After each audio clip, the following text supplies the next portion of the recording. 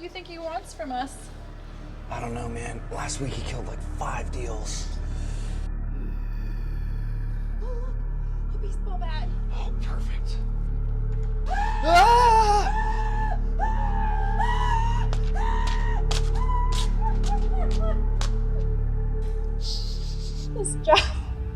This job is a lot more stressful than I thought it was going to be.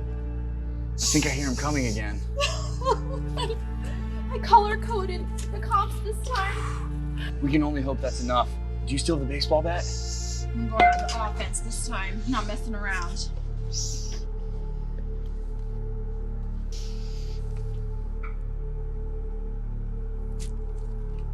a nice closet. What's going on? Never trust a guy in a polo. If you want to know why realtors are so terrified of appraisals and some tips on how not to freak out about them, sit tight. Ah! Today we're breaking down all we know about appraisals and giving you some tips so that you can have some peace of mind and not be hiding in a closet with a drill. So first of all, what is an appraisal? An appraisal is an independent valuation done by a licensed individual, and they're comparing your home sales to other homes in the neighborhood to make sure that the value is just about on. Now, it's not an exact science, so there is a decent amount of mystery around what will happen, but there are a lot of tools that we can use to try to predict what they're gonna do. Yeah, absolutely.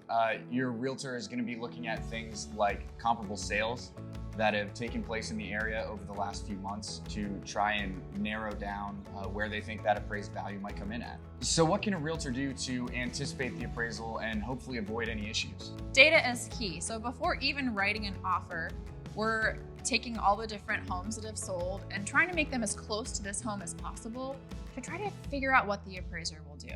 Now, as listing agents, when the appraisers don't mind, we're tagging along and trying to figure out, okay, well, how much are you valuing the square feet in the basement versus the upstairs? And just if things have changed since we've been trained. Now, what can the lender do to help with the appraisal process, make it less scary? Yeah, well, thank you so much for asking. Ideally, a lender, even though we're not involved in the appraisal process, we want to get as much information out to you, the buyer, ahead of time as we can. We want to go over different scenarios and see what we think the appraisal might come in at. And if we do think that it might be a little bit low or even a little bit high, we want to run through different scenarios on how we can mitigate any damages and make sure that we have a strategy in place to get you to the closing table no matter what that appraisal says.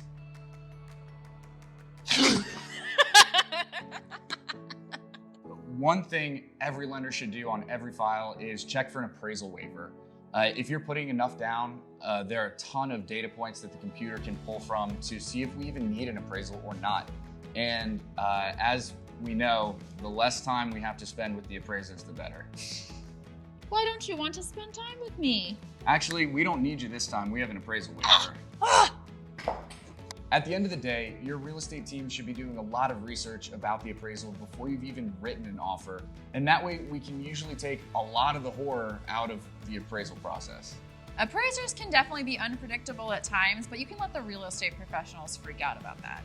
Oh no, he's coming again! And do what we do best.